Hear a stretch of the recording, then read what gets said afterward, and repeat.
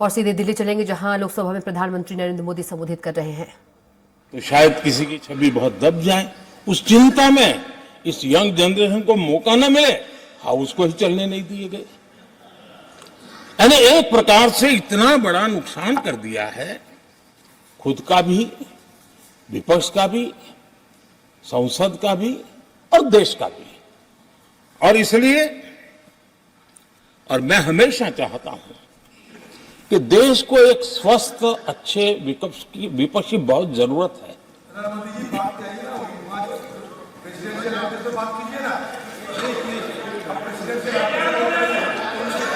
देश ने जितना परिवारवाद का खामियाजा उठाया है और उसका खामियाजा खुद कांग्रेस ने भी उठाया है। अब अधीर बाबू की हालत हम देख रहे हैं, वरना ये समय था संसद में रहने का, लेकिन परिवारवाद की सेवा तो करनी पड़ती है।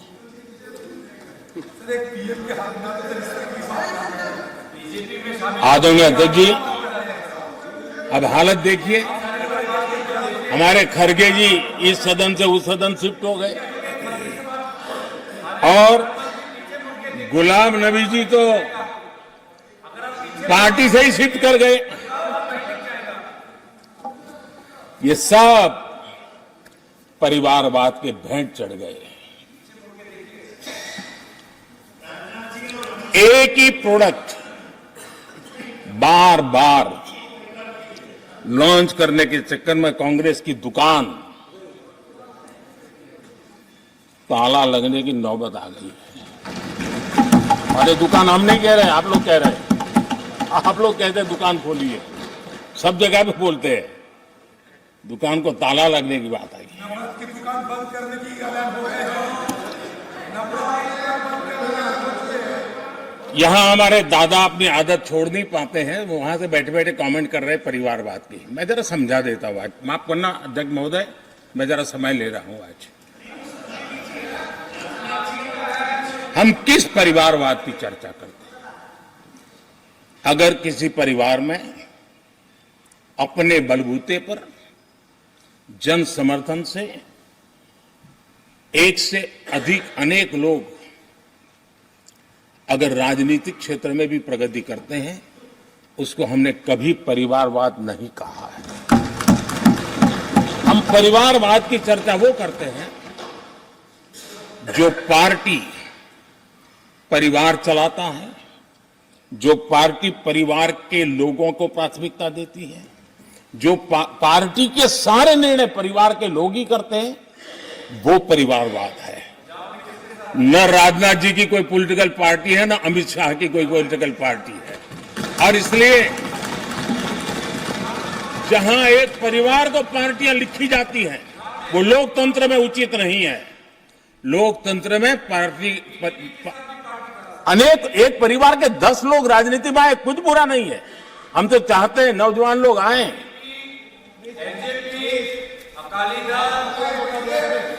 हम भी चाहते हैं ये इसकी चर्चा करिए। हमारे साथ, आपके साथ मेरा विषय नहीं है। देश के लोकतंत्र के लिए परिवारवादी राजनीति, पारिवारिक पार्टियों की राजनीति, ये हम सबकी चिंता का विषय होना चाहिए। और इसलिए मैं किसी परिवार के 2 लोग अगर प्रगति करते हैं, उसको तो मैं स्वागत करूंगा। 10 लोग प्रगति करें, मैं स्वागत करूंगा। देश में जितनी नई पीढ़ी अच्छे लोग आए, स्वागत योग्य है। सवाल यह है कि परिवार ही पार्टियां चलाती है। पक्का है कि ये अध्यक्ष नहीं होगा तो उसका बेटा होगा, ये नहीं होगा तो उसका बेटा होगा। ये लोकतंत्र का खतरा है। और इसलिए अच्छा हुआ दादा, थैंक यू। ये विषय कभी बोलता नहीं था, आज बोल दिया मैंने। आदरणीय अध्यक्ष जी, एक ही प्रोडक्ट को बार बार लॉन्च करने का भरपूर प्रयास हो रहा है।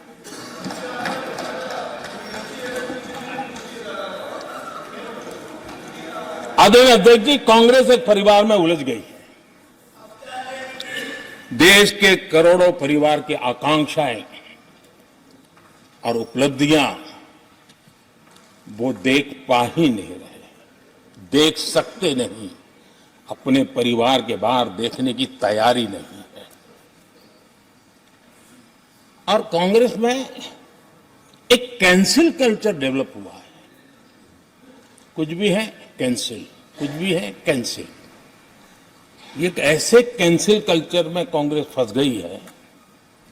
अगर हम कहते हैं मेक इन इंडिया तो कांग्रेस कहती है कैंसिल। हम कहते हैं आत्मनिर्भर भारत, कांग्रेस कहती है कैंसिल। हम कहते हैं वोकल फॉर लोकल, कांग्रेस कहती है कैंसिल। हम कहते हैं वंदे भारत ट्रेन, कांग्रेस कहती है कैंसिल। हम कहते हैं संसद की नई इमारत, कांग्रेस कहती है कैंसिल। यानी मैं हैरान हूं, ये कोई मोदी की उपलब्धियां नहीं है, देश की उपलब्धियां है।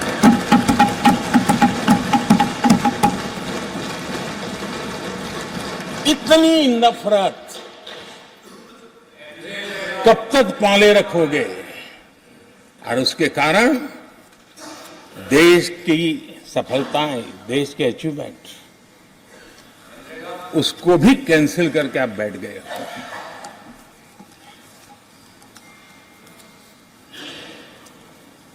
आदरणीय अध्यक्ष जी, राष्ट्रपति जी ने विकसित भारत के रोडमैप पर चर्चा करते हुए आर्थिक पहलुओं पर विस्तार से चर्चा की।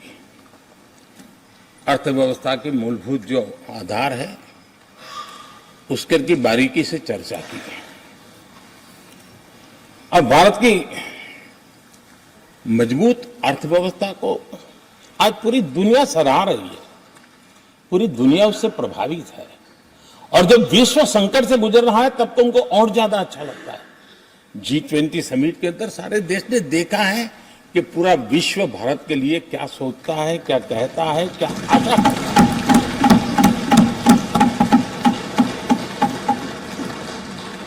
और इन सारे 10 साल के कार्यकाल के अनुभव के आधार पर आज की मजबूत अर्थव्यवस्था को देखते हुए जिस तेज गति से भारत विकास कर रहा है, उसकी बारीकियों को जानते हुए मैं विश्वास से कहता हूं, और इसीलिए मैंने कहा है कि हमारे तीसरे टर्म में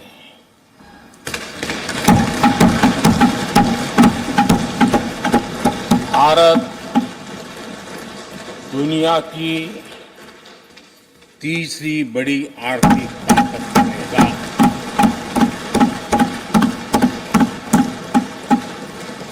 और ये मोदी की गारंटी है।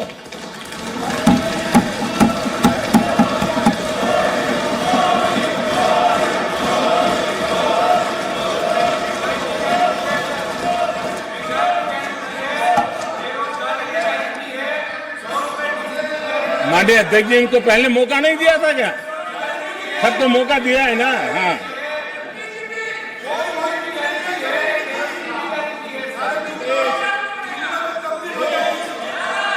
आदरणीय अध्यक्ष जी,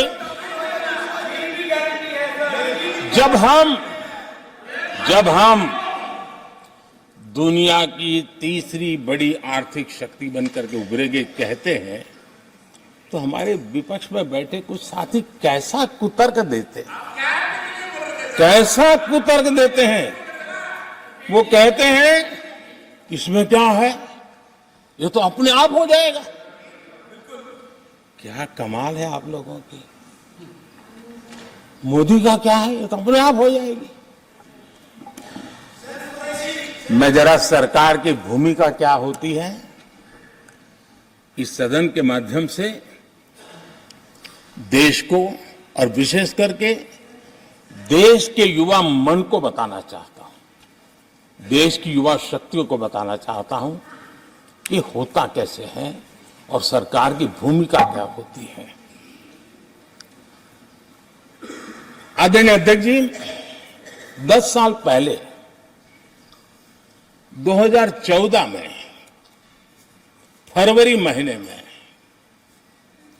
जो इंटरिम बजट आया था, उस समय कौन लोग बैठे थे आपको तो मालूम ही है, देश को भी मालूम है। जो 10 साल पहले इंटरिम बजट आया था, उसे पेश करते समय उस समय के वित्त मंत्री ने जो कहा था, मैं उसको कोट कर रहा हूं,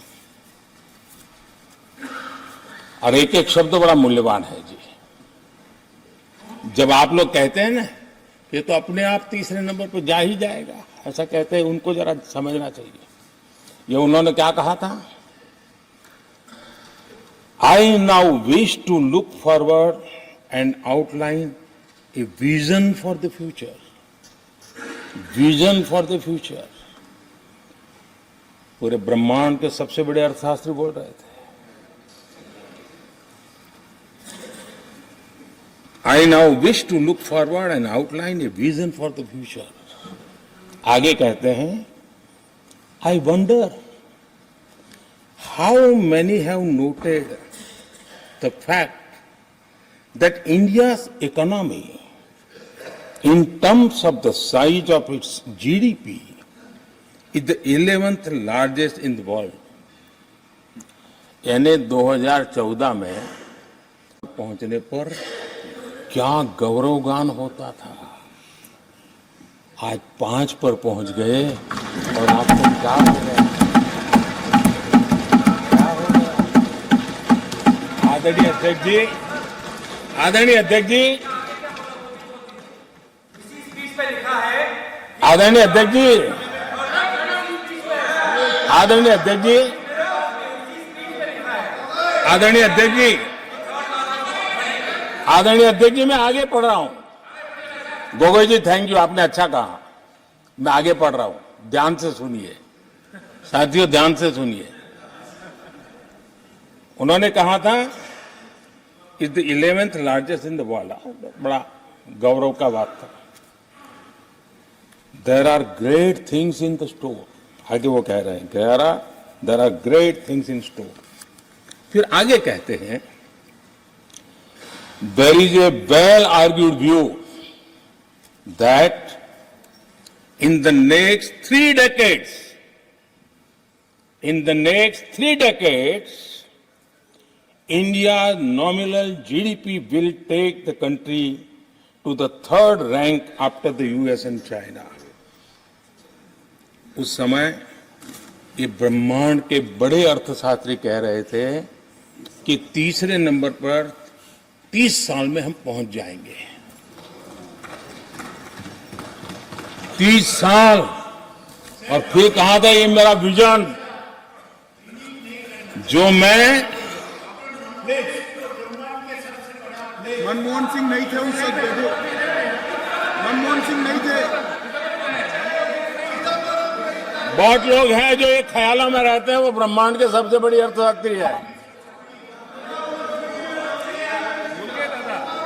ये लोग 2014 में कह रहे हैं, और विजन क्या देखते हैं? 2044, यानी 2044 तक तीसरी अर्थव्यवस्था की बात।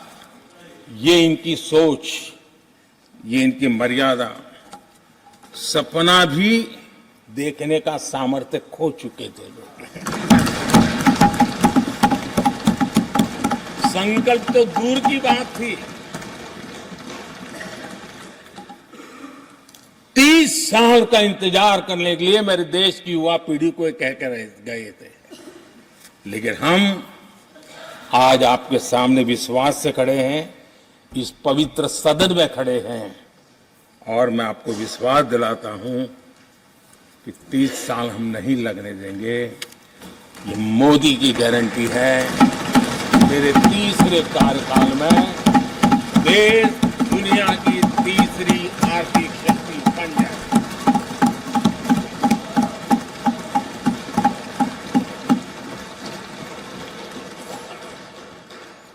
कैसे लक्ष्य रखते थे, उनकी सोच कहां तक जाती थी, दया आती है। और आप लोग 11 नंबर पे बड़ा गर्व कर रहे थे, अब 5 नंबर पहुंचा दिए जी। लेकिन अगर 11 पर पहुंचने से आपको खुशी होती थी, तो 5 नंबर पहुंचने पर भी खुशी होनी चाहिए। देश 5 नंबर पे पहुंचा। आपको खुशी होनी चाहिए। इस बीमारी में फंसे पड़े हो। आदरणीय अध्यक्ष जी, भाजपा सरकार की काम करने की स्पीड, हमारे लक्ष्य कितने बड़े होते हैं, हमारा हौसला कितना बड़ा होता है, वो आज पूरी दुनिया देख रही है।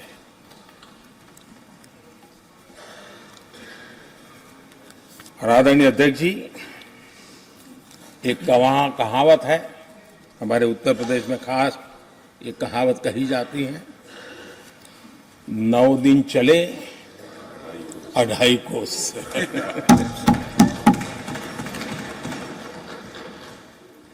और मुझे लगता है कि ये कहावत पूरी तरह कांग्रेस को परिभाषित कर देती है। ये कांग्रेस की सुस्त रफ्तार, कांग्रेस की सुस्त रफ्तार का कोई मुकाबला नहीं। आज देश में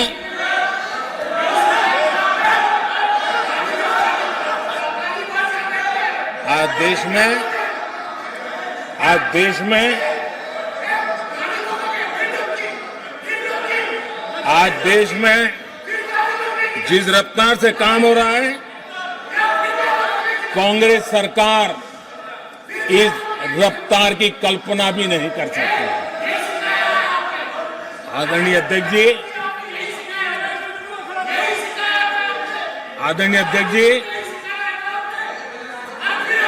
शहरी गरीबों के लिए हमने 400 घर हमने गरीबों के लिए, आदरणीय अध्यक्ष जी, हमने गरीबों के लिए 4 करोड़ घर बनाए।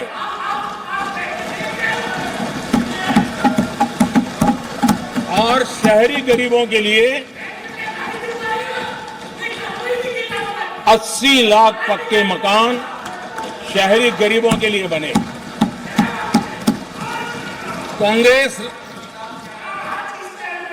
अगर कांग्रेस की रफ्तार से घर बने होते तो क्या हुआ होता, मैं इसका हिसाब लगाता हूं।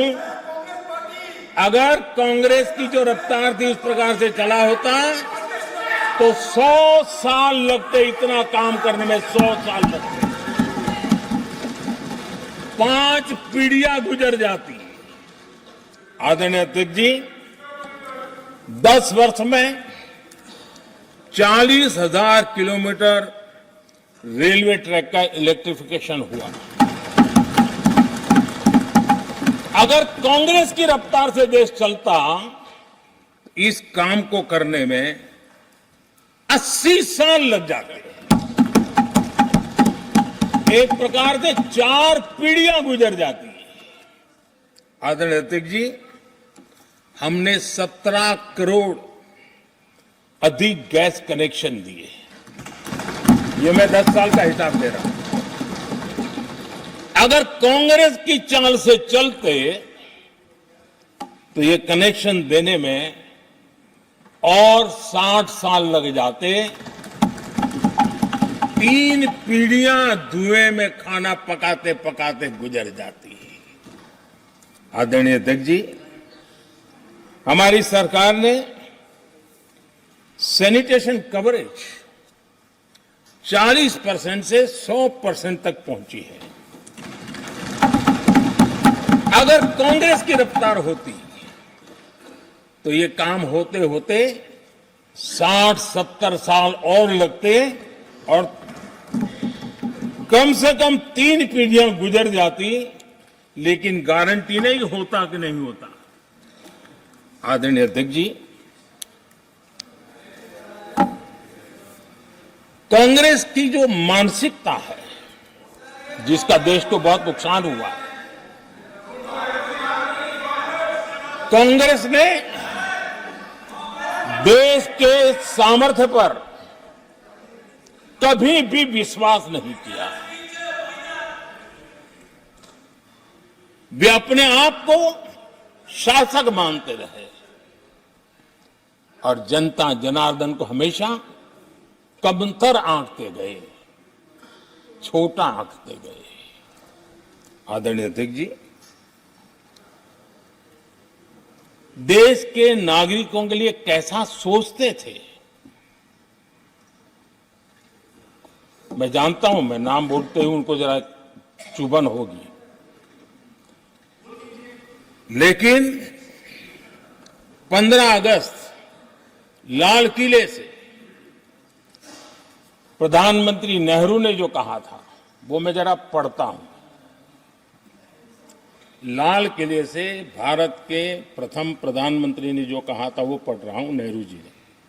उन्होंने कहा था, हिंदुस्तान में काफी मेहनत करने की आदत आम तौर से नहीं है। हम इतना काम नहीं करते जितना कि यूरोप वाले या जापान वाले या चीन वाले या रूस वाले या अमेरिका वाले करते हैं। ये नेहरू जी लाल किले से बोल रहे हैं। यह न समझिए, यह न समझिए कि यह न समझिए कि वह कौमें, ये न समझिए कि वह कौमें कोई जादू से खुशहाल हो गई। वो मेहनत से हुई है और अक्ल से हुई है। ये उनको सर्टिफिकेट दे रहे हैं, भारत के लोगों को नीचा दिखा रहे हैं। यानी नेहरू जी की भारतीयों के प्रति सोच थी कि भारतीय आलसी है। नेहरू जी की भारतीयों के लिए सोच थी कि भारतीय कम अकल के लोग होते हैं। और आदरणीय अध्यक्ष जी, इंदिरा जी की सोच भी उससे ज्यादा अलग नहीं थी। इंदिरा जी ने जो लाल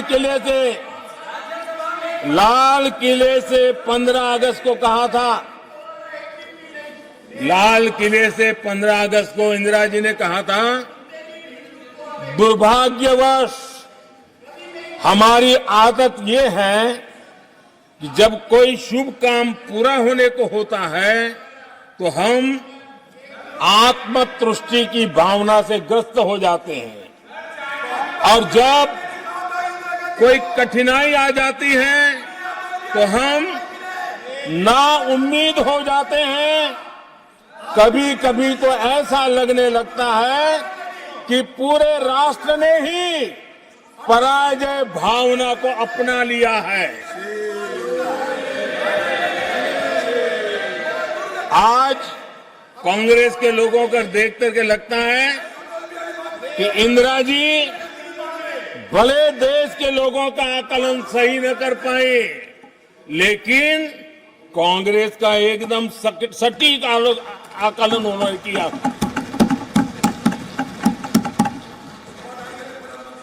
कांग्रेस के शाही परिवार के लोग मेरे देश के लोगों को ऐसा ही समझते थे, उनके विषय में ऐसे ही थे। और आज भी वही सोच देखने को मिलती है। माननीय अध्यक्ष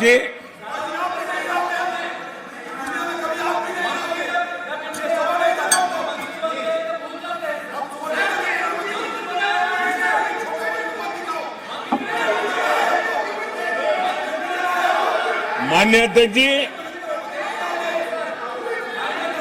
कांग्रेस का विश्वास हमेशा सिर्फ एक परिवार पर रहा है। एक परिवार के आगे वो न कुछ सोच सकते हैं, न कुछ देख सकते हैं। कुछ दिन पहले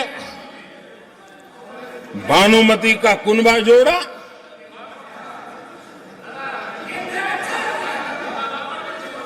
लेकिन फिर एकला चलो रे करने लग गए। कांग्रेस के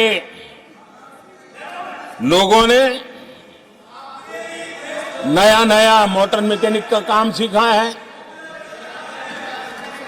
और इसलिए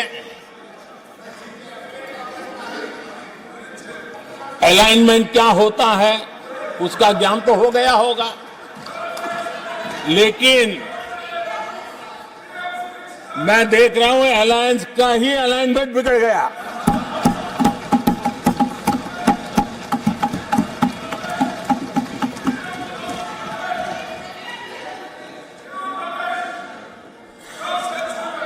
इनको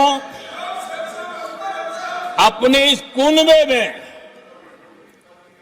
अगर एक दूसरे पर विश्वास नहीं है तो ये लोग देश पर विश्वास कैसे करेंगे। आदरणीय अध्यक्ष जी,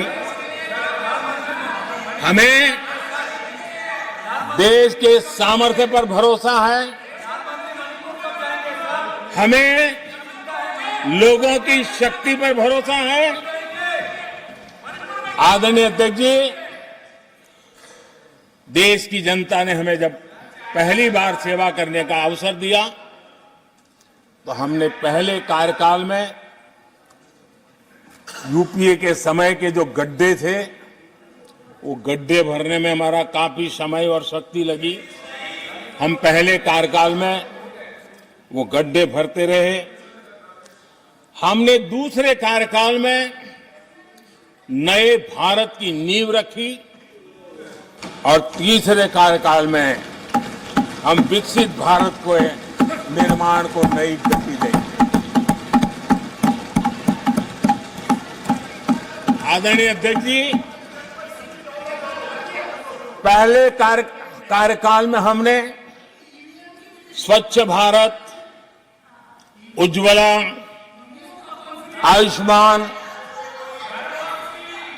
आयुष्मान भारत, बेटी बचाओ बेटी पढ़ाओ, उसी प्रकार से सुगम्य भारत, डिजिटल इंडिया, ऐसे कितने ही जनहित के कामों को अभियान का स्वरूप देकर के आगे बढ़ाए। टैक्स व्यवस्था आसान हो, इसके लिए जीएसटी जैसे निर्णय लिए और हमारे इन कामों को देख करके जनता ने भरपूर समर्थन दिया,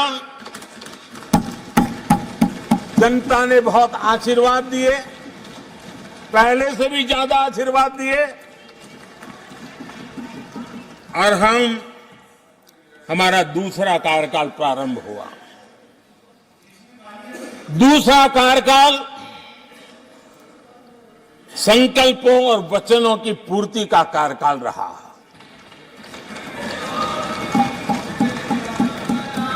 जिन उपलब्धियों का देश लंबे समय से इंतजार कर रहा था, वो सारे काम हमने दूसरे कार्यकाल में पूरे होते देखे। हम सबने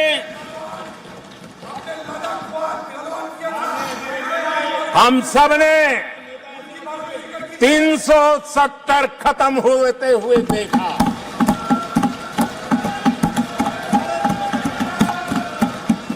इन्हीं माननीय सांसदों के आंखों के सामने और उनके वोट की ताकत से 370 गया।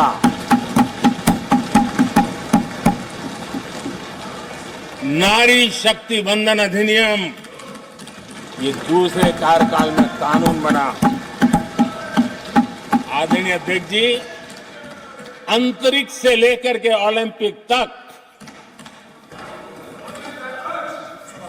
सशस्त्र बलों से संसद तक नारी शक्ति के सामर्थ्य की गूंज मिली।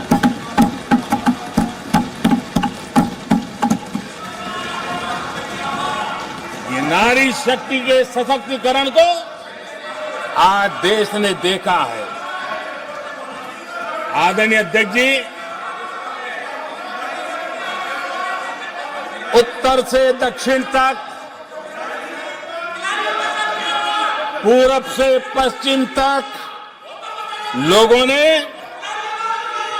दशकों से अटकी भटकी लटकी योजनाओं को समयबद्ध तरीके से पूरे होते हुए देखा।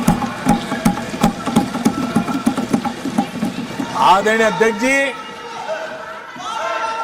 अंग्रेजी शासन के पुराने दंड प्रधान कानूनों से हम please please please please please please माननीय सदस्यगण, सदन के नेता बोल रहे हैं, आपको प्लीज आप समझाइए। सदन के नेता बोल रहे हैं, आपको मैंने सबको पर्याप्त समय पर्याप्त अवसर दिया था। यह तरीका गलत है, यह हमें मर्यादा बना के रखना पड़ेगा। प्लीज बैठे बैठे कोई टिप्पणी नहीं करेगा। Please please please please no, गलत तरीका, गलत तरीका। माननीय प्रधानमंत्री जी,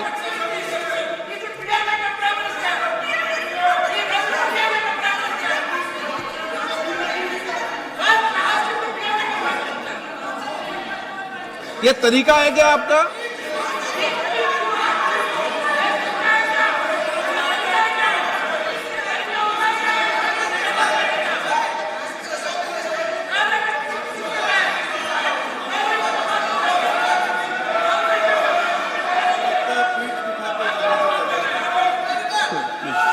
प्लीज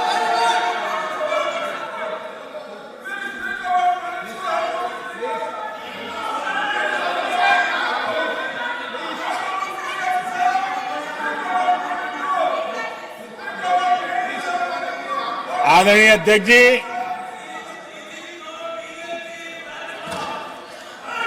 अंग्रेजी शासन के पुराने कानून जो दंड प्रधान थे, उन दंड प्रधानों से के कानूनों से हट करके हमने न्याय संहिता तक प्रगति की।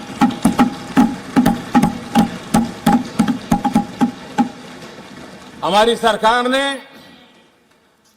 सैकड़ों ऐसे कानूनों को समाप्त किया जो अप्रासंगिक हो गए थे। सरकार ने 40,000 से ज्यादा कंप्लायंसेस खत्म कर दिए। आदरणीय अध्यक्ष जी, भारत ने अमृत भारत और नमो भारत ट्रेनों से भविष्य की उन्नति के सपने देखे।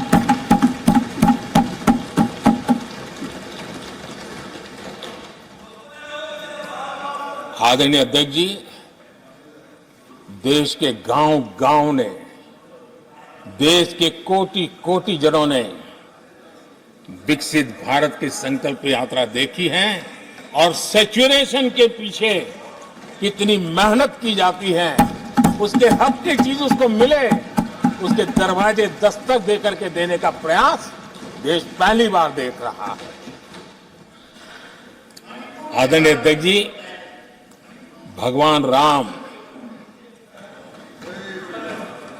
आदरणीय अध्यक्ष जी, भगवान राम न सिर्फ अपने घर लौटे, बल्कि एक ऐसे मंदिर का निर्माण हुआ जो भारत की महान सांस्कृतिक परंपरा को नई ऊर्जा देता रहेगा। और आदरणीय अध्यक्ष जी,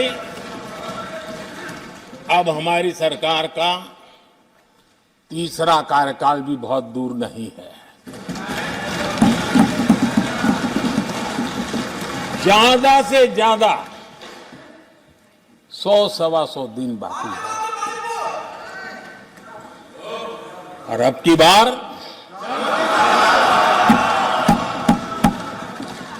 पूरा देश कह रहा है अब की बार, खड़गे जी भी कह रहे हैं। लेकिन अध्यक्ष जी, मैं आमतौर पर ये आंकड़े के चक्कर में नहीं पड़ता, लेकिन मैं देख रहा हूं देश का मिजाज एनडीए को तो 400 पार करवा ही के रहेगा, लेकिन भारतीय जनता पार्टी को 370 सीट अवश्य देगा।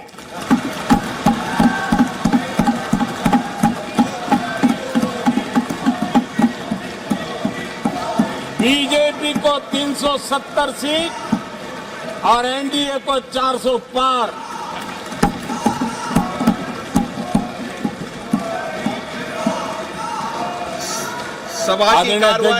सभा की कार्रवाई इस विषय की समाप्ति तक बढ़ा दी जाए। आदरणीय अध्यक्ष जी, हमारा तीसरा कार्यकाल बहुत बड़े फैसलों का होगा।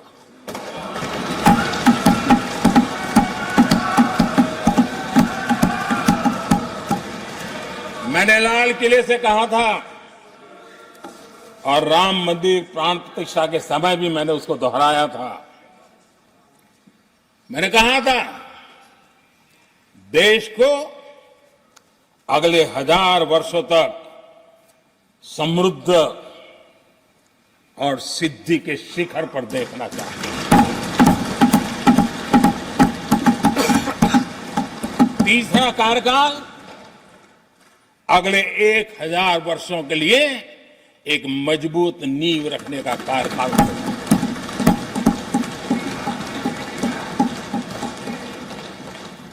आदरणीय अध्यक्ष जी, मैं भारतवासियों के लिए, उनके भविष्य के लिए बहुत ही विश्वास से भरा हुआ है। मेरा देश के 140 करोड़ नागरिकों के सामर्थ्य पर अपार भरोसा है। मेरा बहुत विश्वास है।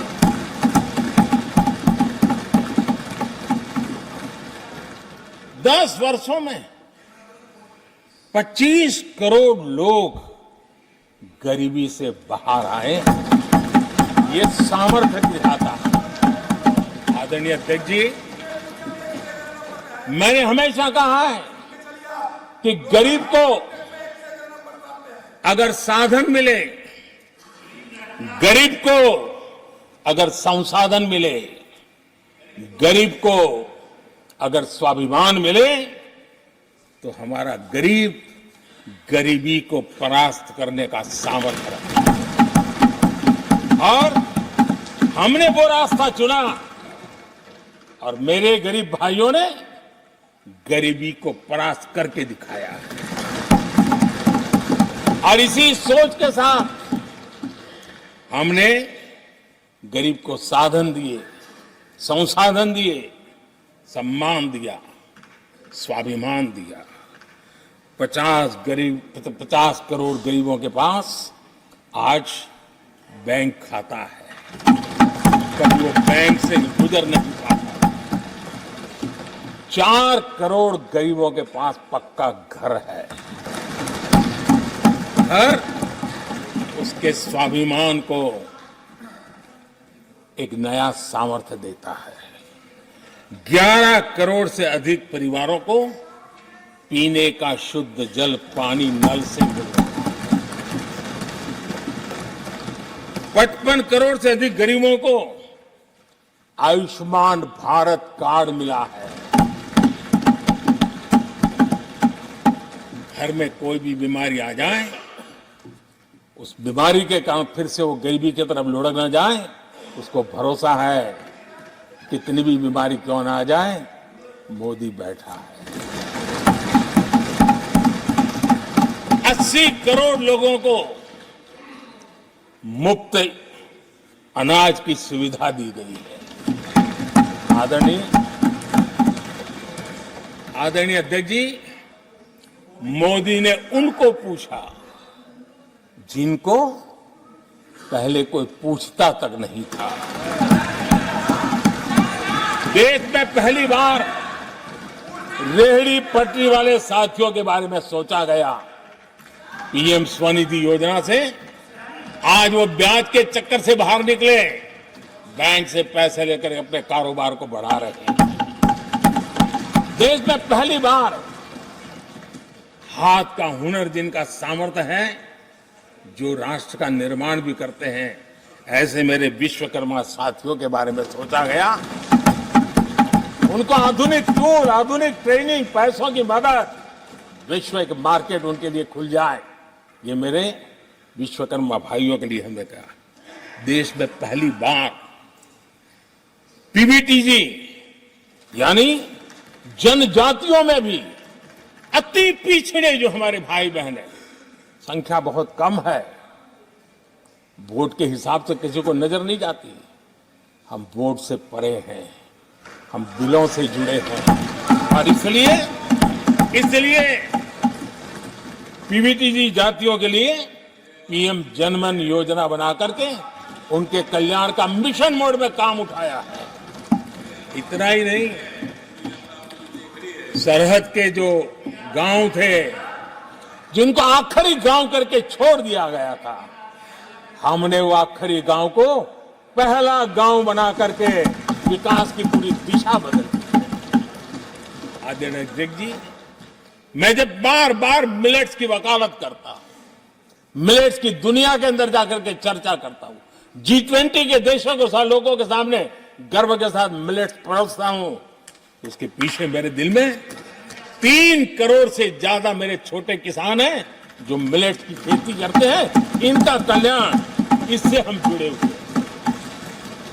आदरणीय अध्यक्ष जी, जब मैं वोकल फॉर लोकल की बात करता हूं, जब मैं मेक इन इंडिया की बात करता हूं, तब मैं करोड़ों गृह उद्योग, लघु उद्योग, कुटीर उद्योग, उससे जुड़े हुए मेरे लाखों परिवारों के साथ उनके कल्याण के लिए सोचता हूं। आदरणीय अध्यक्ष जी, खादी, कांग्रेस पार्टी ने उसको भुला दिया, सरकारों ने भुला दिया। आज मैं खादी के ताकत देने में सफलतापूर्वक आगे बढ़ा हूं, क्योंकि खादी के साथ, हैंडलूम के साथ करोड़ों बुनकरों की जिंदगी लगी हुई है, तो उनके कल्याण को देखता हूं। आदरणीय अध्यक्ष जी, हमारी सरकार हर कोने में गरीबी को निकालने के लिए, गरीब को समृद्ध बनाने के लिए अनेक विविध प्रयासों को कर रही है। जिनके लिए वोट बैंक ही था, उनके लिए उनका कल्याण संभव नहीं था। हमारे लिए उनका कल्याण राष्ट्र का कल्याण है और इसलिए हम उसी रास्ते पर चलते हैं। आदरणीय अध्यक्ष जी, कांग्रेस पार्टी ने, यूपीए सरकार ने ओबीसी समुदाय के साथ भी कोई न्याय नहीं किया, अन्याय किया। इन लोगों ने ओबीसी नेताओं का अपमान करने में कोई कोर कसर नहीं छोड़ी है। कुछ दिन पहले जब कर्पूरी ठाकुर जी को भारत रत्न दिया, हमने वो सम्मान किया। लेकिन याद करिए, उस कर्पूरी ठाकुर अति पिछड़े समाज से ओबीसी समाज के उस महापुरुष के साथ क्या व्यवहार हुआ था, किस प्रकार से उनके साथ जुल्म किया। 1970 में बिहार के मुख्यमंत्री बने तो उनको पद से हटाने के लिए कैसे कैसे खेल खेले गए थे। उनकी सरकार अस्थिर करने के लिए क्या कुछ नहीं किया गया था। आदरणीय अध्यक्ष जी, कांग्रेस को अति पिछड़ा व्यक्ति बर्दाश्त नहीं हुआ था। 1987 में जब कांग्रेस के पास पूरे देश में उनका झंडा फहरता था, सत्ता ही सत्ता थी, तब उन्होंने कर्पूरी ठाकुर को प्रतिपक्ष के नेता के रूप में स्वीकार करने से मना कर दिया। और कारण क्या दिया? वो संविधान का सम्मान नहीं कर सकते। जिस कर्पूरी ठाकुर ने पूरा जीवन लोकतंत्र के सिद्धांतों के लिए, संविधान की मर्यादाओं के लिए खपा दिया, उनका अपमान करने का काम कांग्रेस पार्टी ने किया था। आदरणीय अध्यक्ष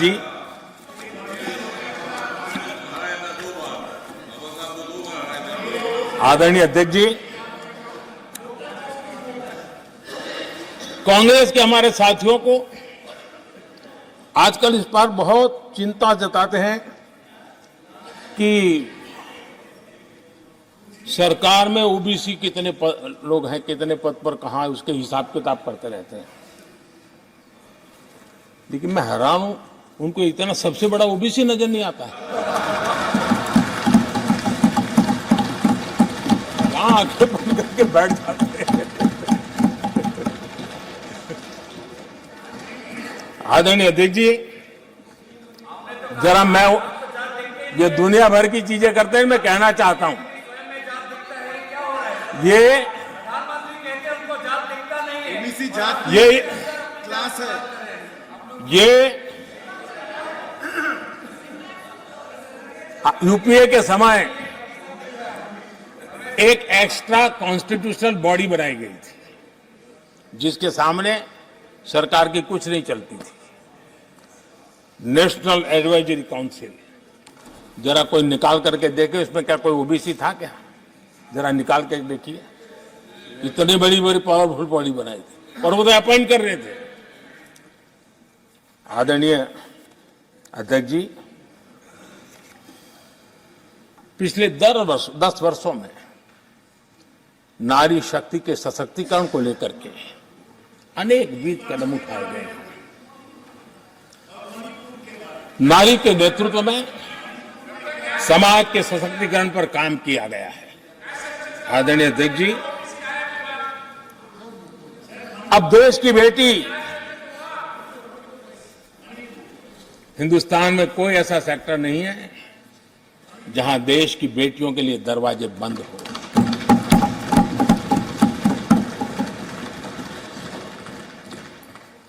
आज हमारे देश की बेटियां फाइटर जेट भी उड़ा रही हैं और हमारे देश की सीमाओं को भी सुरक्षित रख रही है। आदरणीय अध्यक्ष महोदय, ग्रामीण व्यवस्था, अर्थव्यवस्था हमारी है। Women self help group 10 crore बहनें जुड़ी है और आर्थिक गतिविधि करती है और ग्रामीण अर्थव्यवस्था को वो नई ताकत दे रही है। और मुझे आज खुशी है कि इन प्रयासों का परिणाम है कि आज करीब करीब 1 करोड़ लखपति दीदी आज देश में। और जब मेरी उनसे बातें होती है, उनका जो आत्मविश्वास देखता हूं, मेरा पक्का विश्वास है हम जिस तरह आगे बढ़ रहे हैं, आने वाले हमारे कार्यकाल में 3 करोड़ लखपति दीदी हमारे देश के अंदर हम देखेंगे। आप कल्पना कर सकते हैं गांव की अर्थव्यवस्था को कितना बड़ा बदलाव हो जाएगा। आदरणीय अध्यक्ष जी, हमारे देश में बेटियों के संबंध में जो पहले सोच थी, समाज के घर में घुस गई थी, दिमाग में भी घुस गई थी, आज वो सोच कितनी तेजी से बदल रही है। थोड़ा सा बारीकी से देखेंगे तो हमें पता चलेगा कितना बड़ा सुखद बदलाव आ रहा है। पहले अगर बेटी का जन्म होता था तो चर्चा होती थी, अरे खर्चा कैसे उठाएंगे, उसको कैसे पढ़ाएंगे, उसके आगे की जिंदगी का एक प्रकार से कोई बोझ है, ऐसी चर्चाएं हुआ करती थी। आज बेटी पैदा होती है तो पूछा जाता है, अरे सुकन्या समृद्धि अकाउंट खुला कि नहीं खुला। बदलाव। आदरणीय जी, पहले सवाल होता था प्रेग्नेंट होने पर नौकरी नहीं कर पाओगे। पहले ये बात होती थी प्रेग्नेंट होने पर नौकरी नहीं कर पाओगे। आज कहा जाता है 26 हफ्ते की पेड लीव और बाद में भी अगर चाहिए तो मिलेगी। ये बदलाव होता है। पहले समाज में सवाल होते थे कि महिला होकर नौकरी क्यों करना चाहती हो, क्या पति की सैलरी कम पड़ रही, ऐसे सवाल होते थे। आज लोग पूछ रहे हैं, मैडम आपका जो स्टार्टअप है ना बहुत प्रगति कर रहा है, क्या मुझे नौकरी मिलेगी? ये बदल।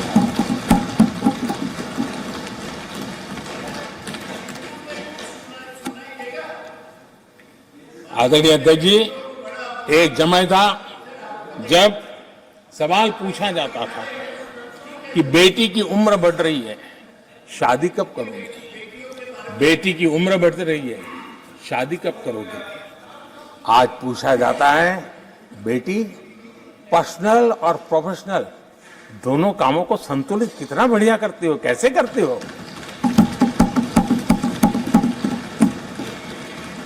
आदरणीय